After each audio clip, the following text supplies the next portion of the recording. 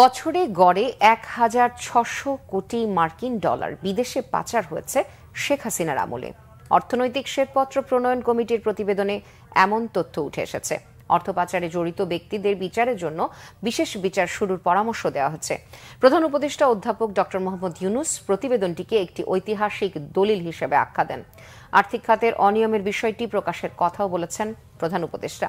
এটিকে সংস্কার প্রক্রিয়ার প্রথম ধাপ বলেও উল্লেখ করেন ডক্টর ইউনূস। রিপোর্ট সৈয়দ আব্দুল মুহিতের।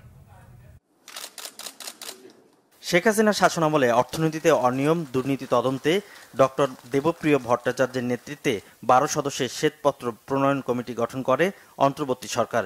সেই কমিটি প্রধান উপদেষ্টার তেজগাঁও কার্যালয়ে আনুষ্ঠানিকভাবে প্রতিবেদনটি হস্তান্তর করে।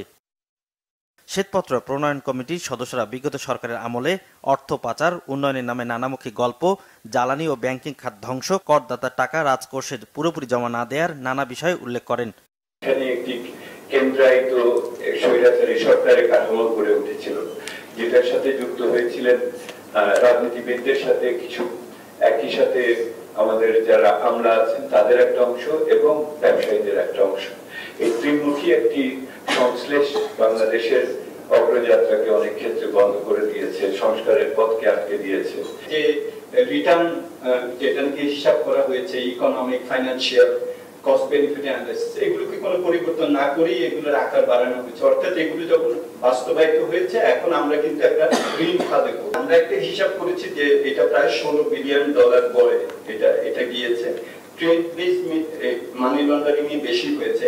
প্রতিবেদনটিকে ঐতিহাসিক দলিল হিসেবে উল্লেখ করেন প্রধান উপদেষ্টা অধ্যাপক মোহাম্মদ ইউনূস। পাশাপাশি তা জনসম্মুখে প্রকাশ করা হবে বলেও জানান।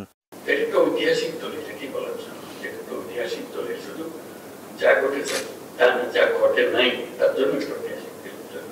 এটা শিক্ষা ব্যবস্থার সকল স্তরে, কলেজ বিশ্ববিদ্যালয় স্তরে সকল বিষয়ে পাঠ্যকে দরকার, জিনিসটা শুধু বোঝার জন্য। সেটার পক্ষে প্রস্তাবিত যে সংস্কার ও নীতি পদক্ষেপের কথা বলা হয়েছে, অন্তর্বর্তীকালীন সরকার তার গুরুত্বের সাথে বিবেচনা করবে এবং দ্রুত যথাযথ পদক্ষেপ নেবে। দেশে বিদেশে আস্থা ফেরাতে সরকারের আগামী ৬ মাসের পরিকল্পনা জাতির সামনে তুলে ধরতে পরামর্শ দেয়া হয়। সৈয়দ আব্দুল মুহিত, বাংলাভিশন, ঢাকা।